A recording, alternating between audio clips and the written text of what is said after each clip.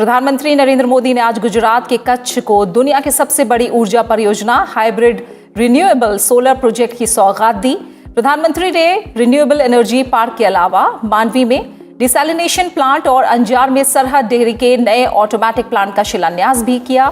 प्रधानमंत्री ने इस मौके पर कहा कि तीनों ही परियोजनाएं कच्छ के विकास यात्रा में नए आयाम लिखने वाली साबित होंगी।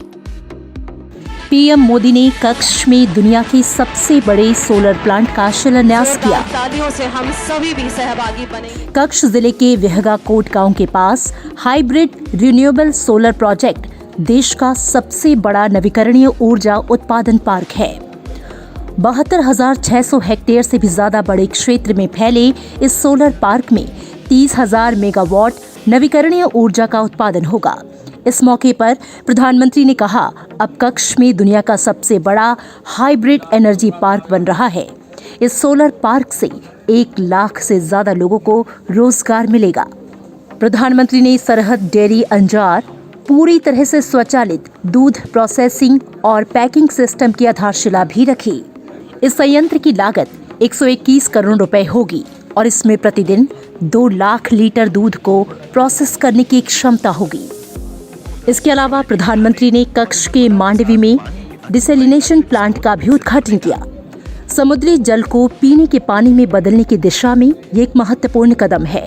प्रधानमंत्री ने कहा कि ये प्लांट नर्मदा ग्रिड, सोनी नेटवर्क और अपशिष्ट जल शोधन बुनियादी ढांचे के पूरक के रूप में गुजरात में जल सुरक्षा की स्थिति को मजबूत बनाएगा, जो देश में टिकाऊ और सस्ते जल संसाधन संरक्षण की दिशा में मील का पत्थर साबित होगा।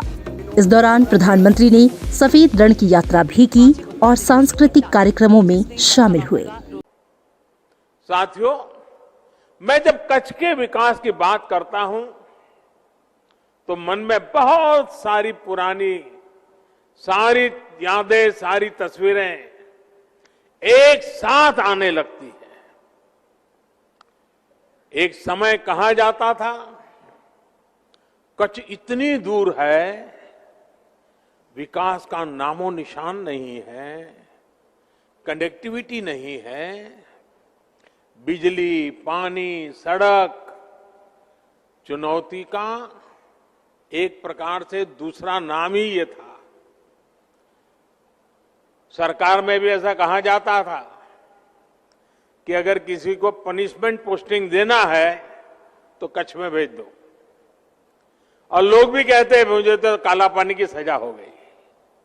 आज स्थिति ऐसी है कि लोग सिफारिश करते हैं मुझे कुछ समय कच्छ में मौका मिल जाए काम करने का।